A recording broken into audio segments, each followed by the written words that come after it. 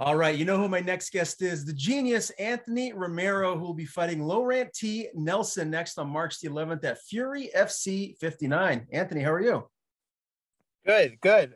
This might be a little breaking news, I guess. I don't know what's going on, but that fight's not happening anymore. New Yeah, opponent? we have a new opponent for a different day. So I guess we can talk about that one instead. Okay, well, let me know. When did this happen? Because as of like right now, I was just looking at it on Tapology. That's still what's announced. Yeah, you threw me off with that one. It happened maybe I would say like maybe late last week. I heard about that. I got a new opponent. I don't know exactly what happened.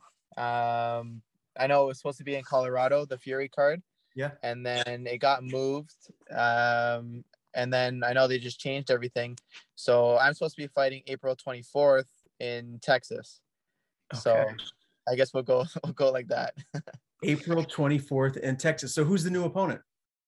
It's supposed to be oh boy, I'm trying to figure out his name again.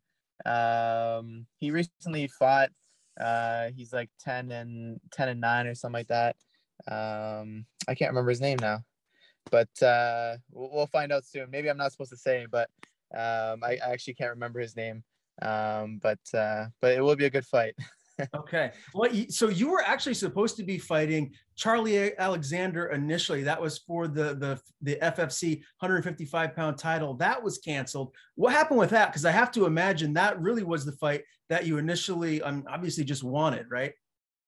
Yeah, this has been a long camp for me. Before Christmas, I've been in camp for that fight, February 11th. It's supposed to be a title fight.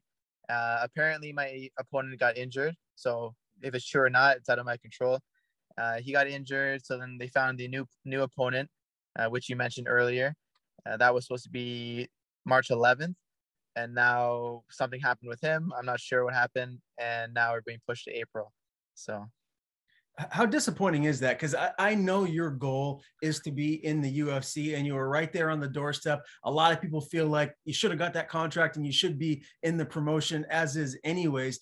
Is it disappointing for you to have these replacement fighters that might not have an as impressive as a record as because obviously it looks better to Dana, Mick, Sean, and all them when you go out and you beat someone that's 10-2 or something like that.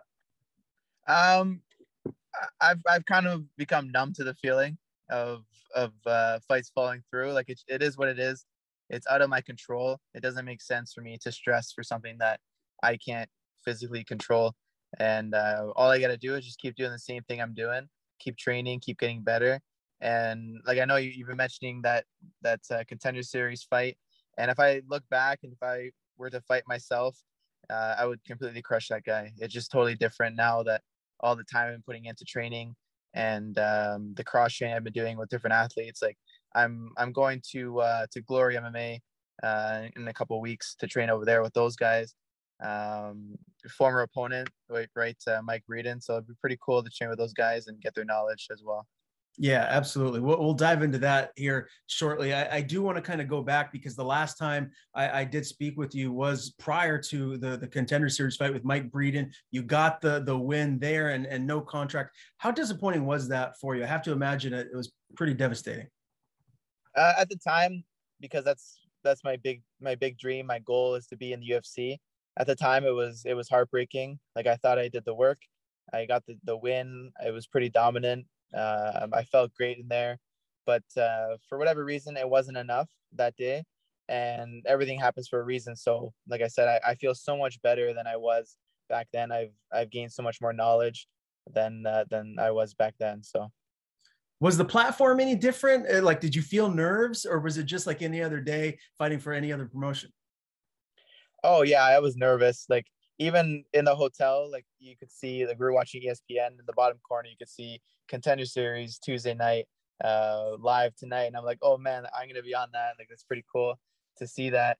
But it was good pressure. Like I felt like the pressure really helped me perform for that fight, and I feel like that was one of my best performances I've had. Did you get a chance to talk to any of the UFC brass afterwards? Did they give you any, words of encouragement to feel like, hey, I'm going to be there one day soon? I know Dana, like on the show, he was saying that he believes I'm going to be in the UFC one day, and I guess that's all I need is to get that little glimpse of hope that I can still hang in with the best and perform with the best. So, like I said, I didn't quit. I just kept training and kept pushing, and I'm right back where I want to be. And I'm just about one win away, one finish away from getting that contract. So after Contender Series, you had 2 fights. You had a win over Nico. Then you had a split loss to JJ Okanovich. Both of those fights were for Fury FC. Did you agree with that split loss to JJ? And what was your takeaway from that? That was a great fight. I had a lot of fun with that fight. I learned a lot about myself going through adversity, like in that second round. He hit me with a nice hook, and it completely changed around. It was close. Like it's tough because me as a fighter, I'm gonna say I believe I won. Him as a fighter, he's gonna say he won. So it's tough. I would love to run that back one time. That would be very entertaining. But for now, I didn't get the win. It wasn't enough for the judges. So, but I still do believe I won that fight. Yeah. Well, maybe we'll see you guys run it back in the UFC one day soon. Now, you said you're going to Glory MMA here soon. How did that all come about? Well, James Krause is with connected to Iridium Sports, which is my agency. So I spoke with Jason, and they thought it was a good idea. And I spoke with James as well, and we decided to plan it together. So I'm pretty excited. There's a lot of great talent over there, hard workers over there, and I'm excited to get that time in. Yeah, I mean, if you just look at the roster of all the fighters, they got like dozens of guys in the UFC. Is there anybody that stands out to you that you're really looking forward to getting some work in with, or are you just excited to be there in general?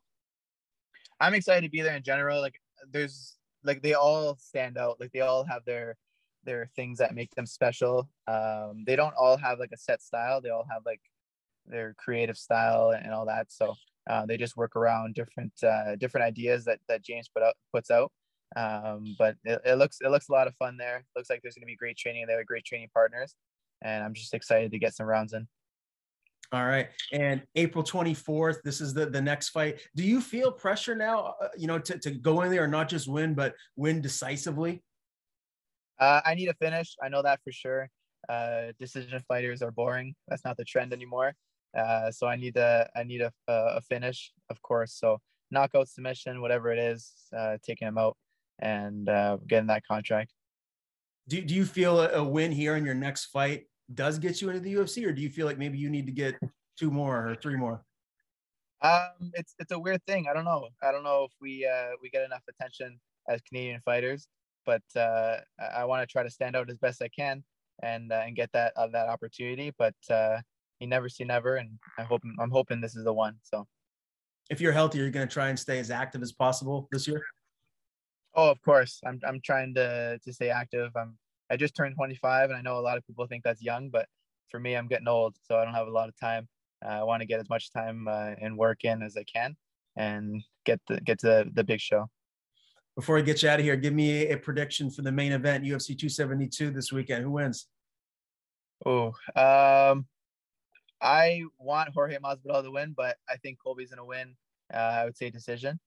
Yeah, that wrestling's gonna pay for him. So yeah, he's got a good wrestling pedigree. There's no doubt about that. Anthony, always a pleasure talking to you, my man. Before I let you go, I want to give you the floor. Tell people where to follow you on social media, and if you have anyone to thank, any sponsors, the floor is yours. Yeah, Genius_MMA is my page, or you can check out Genius Fitness MMA is my gym page. But yeah, thank you guys for all the support, and hope you guys are watching UFC Fight Pass April 24th.